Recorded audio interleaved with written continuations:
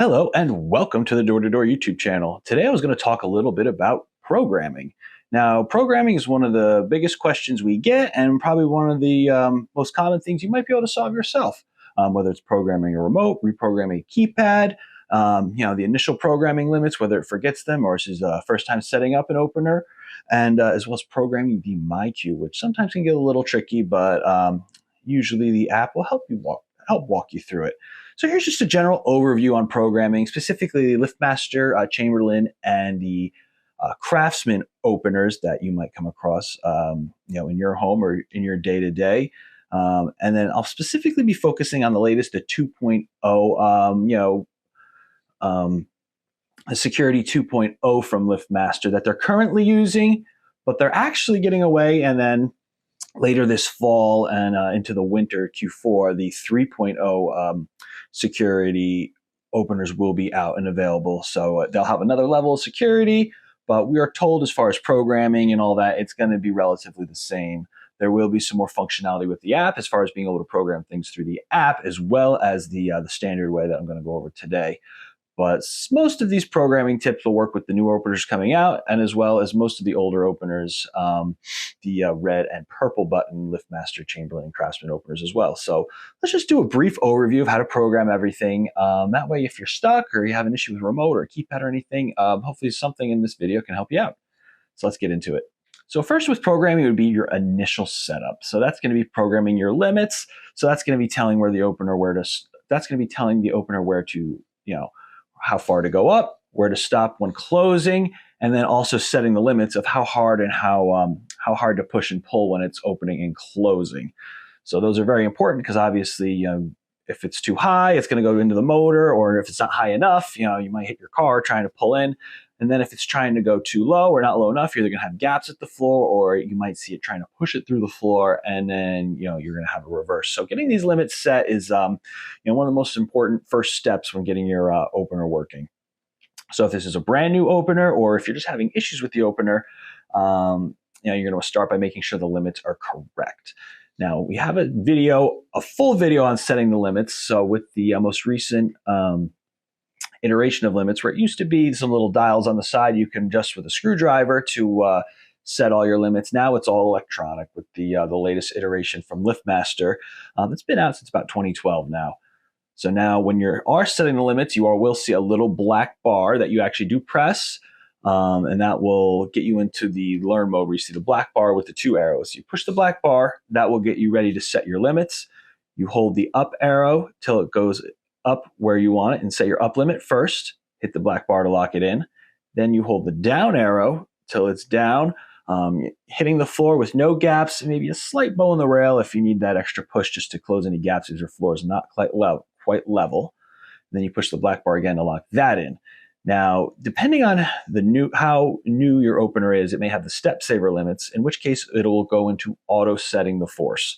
So that means you'll hear some beeping, the door is going to come up, set the up force, stop, hear some beeping, the door is going to come down, set the down force, and then that will be it. The opener will be programmed with its limits. Some of the older ones have an extra step where it doesn't do it automatically. After you lock in that down limit of where you want it to stop going down, you're actually going to see the up arrow start flashing again. You have to physically push the up arrow, and that will bring the door up to set the up limit. And then after it comes all the way up and stops, the down arrow will start flashing. And then you hit that down arrow to send it back down to set the close limit. Now, again, that's on the older ones, probably I want to say maybe 2021, 2020 or older in that Security 2.0 series. So yeah, it's really the only difference. Like I said, it auto sets the force on the newer ones, and the older ones, you got to manually hit the arrows, up and down as they start blinking after you lock in the limits. And then usually with the new ones, the last thing you have to do is you go over to the wired in wall console.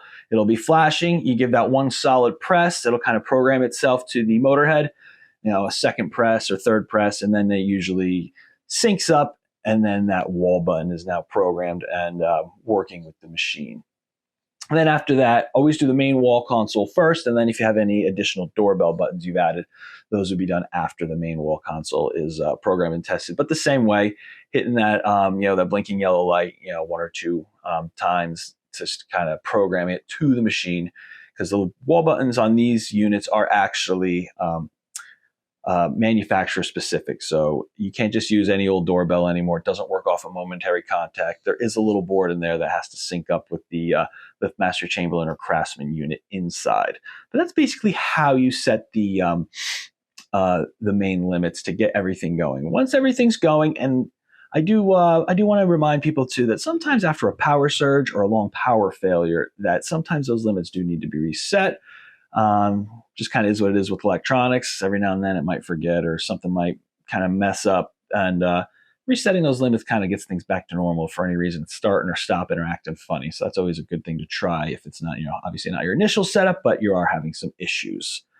From going there, it's going to be programming your remotes and your keypad. So remotes and keypads have pretty much been the same over the years. You're going to look for the round yellow learn button. So on this series, it's a round yellow button. On the older ones, it could be a square purple or red button.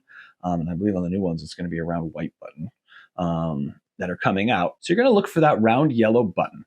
You can give it a quick tap. I always say push it like a doorbell because you don't want to hold that button. I believe if you hold it for more than 6 or 10 seconds, that erases everything. So when you go push that round yellow button, there's usually a little yellow LED next to it that lights up. That lets you know it's ready to learn. And that gives you about 30 seconds to either program something. So if you're programming a remote, after you tap that learn button on the remote itself, you're going to hold down the button on the remote you want to program the machine to. So if it's the first, second, or third button, or if it's only a single button, then you really don't have any options. But you're going to hold that button down. The light bulbs will flash. You'll hear a clicking sound. That lets you know that it is now programmed. Give that button a push, test it, make sure it works. Assuming it's fine, then you're all good. Keypads are going to work the same way. Now, there's 2 different types of keypads out there. There's the ones that come with the machine or are frequency specific to the 2.0 frequency. In this iteration, it's the 877LM keypad. But with those standard ones, and the instructions to change it are right under the lid too. So you'll kind of know which one you have. It'll usually just have the basic instructions, or it'll go in a little further depth if you have a universal keypad. So now they have universals that work the current machines as well as the older machines that are still out there. Like I said, like the red and purple frequencies that you might see still in the field working. So with the keypad, you're going to hit that learn button, the same thing. You give it a quick tap, but this time you're going to go to the keypad, put in a 4-digit code, and then push enter. If it's just a regular standard one, already programmed to that frequency, light bulbs will flash, and the program you should take, give it a quick test, make sure it works. If it's a universal, depending on what color button you have, and if you look under the lid, it'll tell you. Usually with most LiftMaster or Chamberlain brand keypads, there are a bunch, so this could run the gambit, but this is specifically for the 878 Max or the Max keypads directly from LiftMaster Chamberlain that we typically use. With that one, if you want to program the keypad, after you tap the button real quick, you're going to tap the learn button. You're going to hold the star and pound on the keypad until it stops flashing. After it stops flashing, you then put in your 4-digit code, then pound, and then you hit the enter button slowly for the number of times based on the frequency, and that's going to be listed under the lid. So if it's the regular yellow button, it's 1 enter push. If it's the purple, it's 2. If it's red, it's going to be 3. So, and then you'll know you hit the right number of button pushes because after each button push, it'll blink, and then when you hit the right one, so 1, 2, or 3 times, depending on which frequency machine you have, then the light bulbs will flash, click. Once you've got it, then you just hit 0 to clear it out or to close it out and lock it in, and you're good to go. It's going to work just like your other keypad. But that's only if you have one of the universals. And if you do have a universal, I strongly recommend following the instructions very closely. Like I said, that's one universal. Most of them are similar to that, but it could be a little bit different depending on if you get one off Amazon or if you get one off from like Home Depot or a place like that. And then one disclaimer on the Amazon ones, those are generally counterfeit. It's very rare that you get a LiftMaster product off Amazon. Even a lot of listings that say they're genuine, I've gotten burned by it.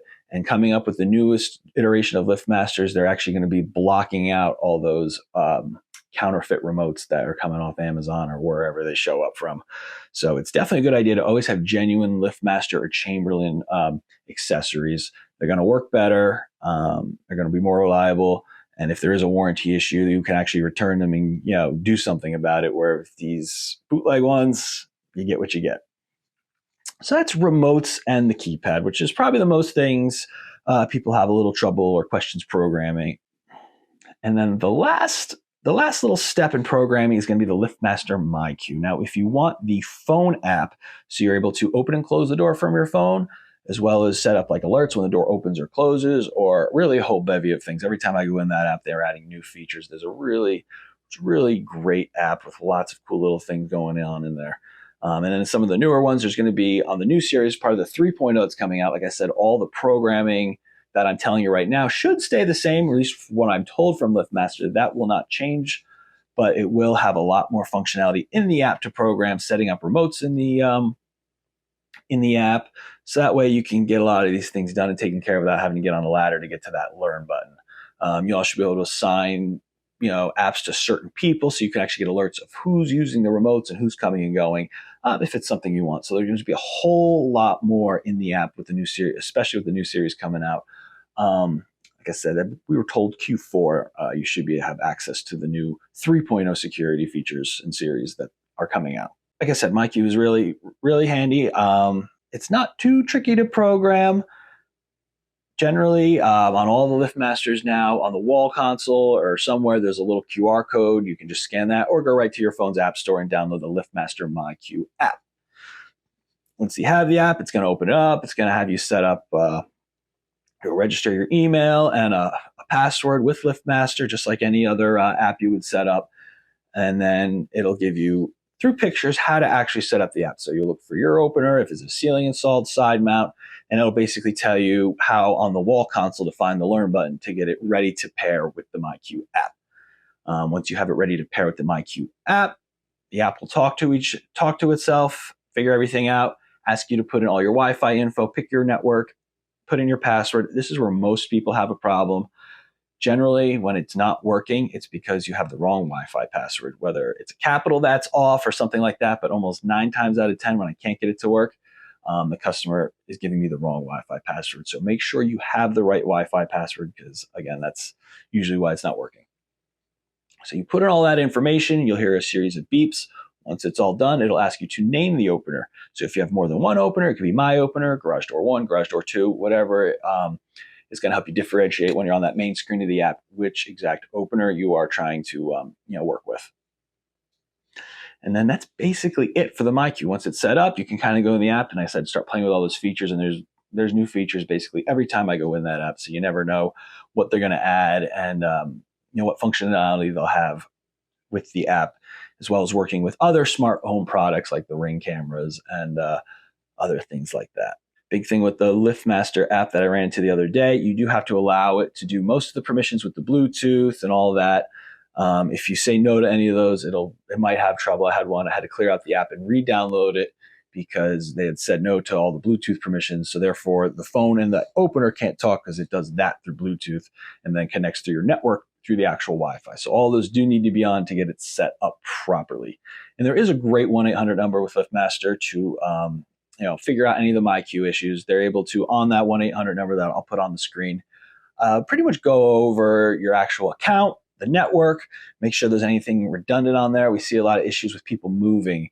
So the old house, the new house, trying to clear out the old house and add in the new house if you're moving from a home that had MyQ in your previous home, and your new home has it as well, and trying to set up the new account. So a lot of those things can get tricky, especially if you have an older version of the app.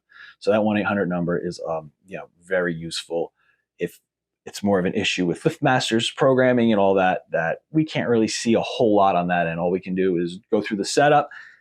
There's a couple little things we can troubleshoot, but after that, we're calling LiftMaster to get them into the nitty gritty of the app to see exactly what on the network is causing the issue.